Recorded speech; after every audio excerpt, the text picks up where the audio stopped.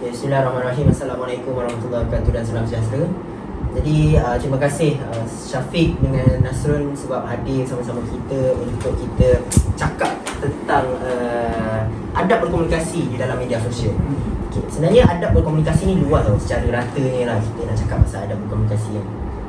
Sebab apa yang kita nampak sekarang zaman generasi moden ni, adab tu dah kian luput lah. Orang dah makin abaikan adab tu, dia dah macam dah tak kisah. Jadinya kita nak pointkan benda ni supaya dapat sedarkan masyarakat kat luar sana, nak sedarkan penonton bahawa adab tu sangat penting untuk kita laksanakan sebagai masyarakat netizen ni lah. Jadinya baru-baru ni perasan tak tentang isunya polis langgar budak sekolah? Yes, langgar budak sekolah tu. Jadi kan, apa pendapat korang semua tentang adab adab sebagai seorang saksi bila isu tersebut muncul di media sosial? Orang yang nampak Orang yang nampak atau orang yang nampak lah terutamanya.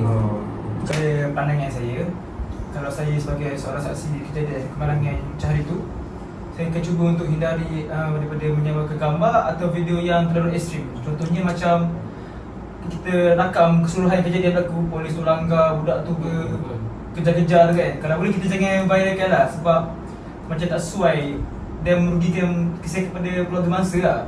Macam aib lah. Ya, macam aib dia. Sebab mungkin cuba kita bayangkan kalau kita berada dalam situasi macam tu kan. Dia Kita macam tak nak benda tu. Ya, betul kita nak. Leak kan. Kalau boleh kita tahu. Baiknya kita lah yang tahu dan kita selesaikan dalam waktu yang sama. Settle benda tu secara diam dan smooth gitu je lah. Ya.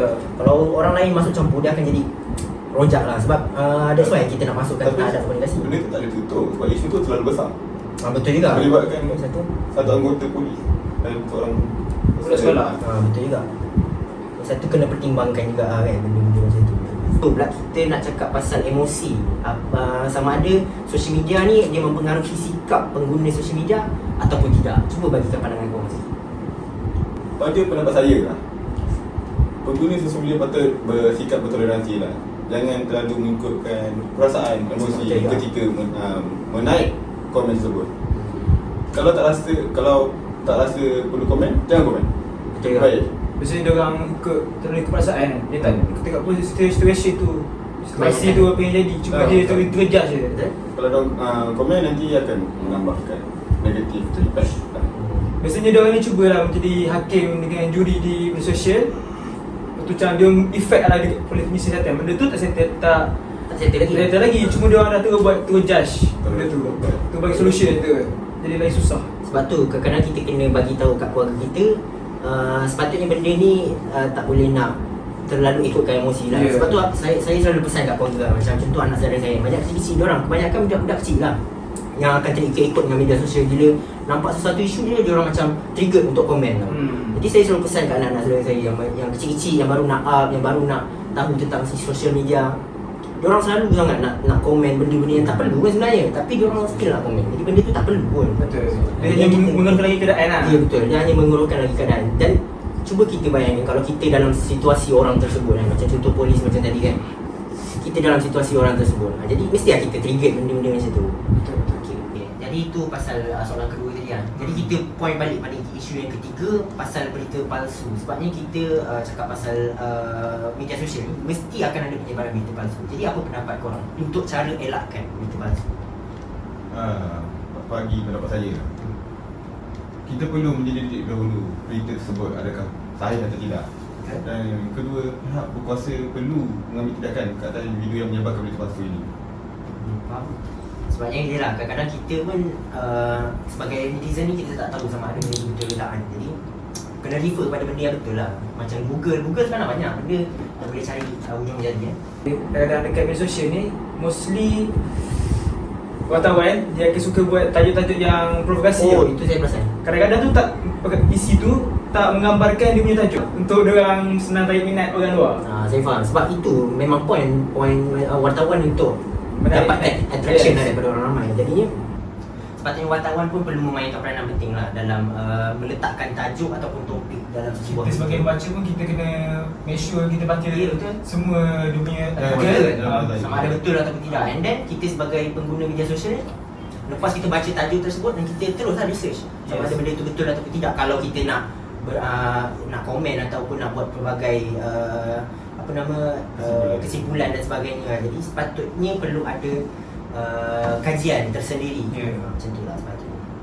Dan dalam panduan saya sama pun inilah sebenarnya kerajaan dia perlu meletakkan had ataupun limit untuk wartawan dengan netizen ataupun masyarakat kita untuk sentiasa berjaga-jaga dalam bermedia sosial ni lah gitu kan.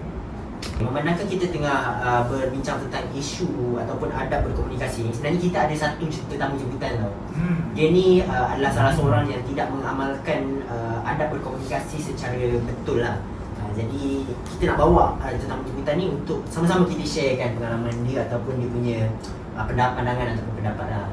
Jadi dipersilakan masuk. Cuba kongsikan pengalaman abang yang tidak mengikuti ataupun tidak mengamalkan adab berkomunikasi dalam sosial media. Boleh. Saya dulu pernah berkawan dengan seorang kawan ni sampai sekarang. Saya berkawan dengan dia lama dah, daripada sekolah rendah sampai sekarang. Umur saya dah 26. Lepas tu adalah pergaduhan kecil yang kita orang macam biasalah pergaduhan kan. Gaduh lelaki lah macam tu. Kita orang pun, lepas tu saya macam berdendam lah dengan dia. Sekolah? Ha? Sekolah? Time tu Diploma? sebelum time sekolah menengah rasanya. Macam tu lah. Lepas tu time tu kita pun baru tahu kan phone, kita baru pakai phone dan apa semua. Lepas tu kita macam berdendam dengan dia.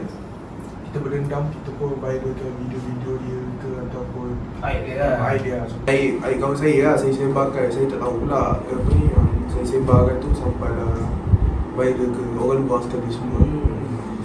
Lepas tu saya rasa macam bersalah kat dia. Tapi dia tak tahu pun saya viralkan kat sini lah. So saya pun ambil iktibar, solat semua, minta ampun dan ke semua. And then saya pun ambil keberanian minta maaf kat dia depan-depan. Alhamdulillah dia dah maafkan saya. Jadi daripada keseluruhan cerita abang tadi, saya faham dan nampak benda tu dia nampak complicated sebabnya kedua-dua ni dia tidak mengamalkan adab yang betul lah. Jadinya abang nampak tak apa akibat daripada abang buat benda tu? Saya nampak benda tu dan saya rasa macam kita tak perlu membarkan benda-benda macam ni, aib member. So better kita selesaikan masalah ni dengan Secara dia terus saja. lah. Dengan dia saja. So tak payahlah kita nak sebarkan aib dia lagi apa semua. Sebenarnya daripada pandangan saya, adab berkomunikasi ni bukan hanya dalam media sosial. Betul. Kita kena Daripada adab ini dalam kehidupan yang sebenar. Kita kena cakap dengan orang baik-baik. Kalau boleh jangan share aib-aib dia lah. Kita cakap benda yang elok, cara berkomunikasi. Kita kena jaga hati orang. Daripada segi bahasa badai kita punya percakapan, pemilihan hati kita kena baik. Dan Nabi Muhammad pun pernah cakap, dia cakap kalau kita tak ada baik untuk cakap, baik kita diam. lebih baik diam, betul? Baik diam. Okey, sebab saya pernah dengar bang satu pepatah Inggeris dia menyatakan bahawa what you give, you get back. Dalam pepatah tu pun dia menyatakan kalau kita buat baik kat orang akan buat baik kat kita. So macam kita ni lah sebagai adab komunikasi, tak perlu pun kita sebagai kawan-kawan nak maki dia, nak hina dia, nak merendah-rendahkan dia. Sebab kadang-kadang kawan-kawan mungkin dalam surrounding kita pun ada benda macam tu kan. Masing-masing. Kita pun kena hormat lalu punya pendapat lah. Betul. Kalau boleh kita kena open. Betul. Bersikap terbuka. Kalau orang ni bagi dia pendapat, kita kena dengar pendapat dia. Kalau tak okey, kita cakap elok. Tak payah nak kita bash dia ke, Betul. maki dia, tak perlu. Pada pendapat saya lah, individu tersebut kita boleh beri pendidikan daripada kecil sekali lagi untuk belajar adab. Sebab tes sekolah agama pun kita dah belajar adab. Tes sekolah kebangsaan pun ada belajar adab.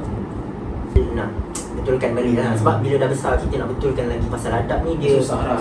Sebabnya dia dah ada dia punya pemikiran masing-masing. Okey, jadinya saya rasa dah lengkap dah berkenaan dengan apa yang kita borak ataupun kita bincangkan pada hari ini, iaitu adab berkomunikasi di dalam media sosial. At the same time kita tambah sekali adab berkomunikasi secara reality. Jadinya itu saja daripada kami. Sekian wabillahi taufiq wal hidayah. Wassalamualaikum warahmatullahi wabarakatuh.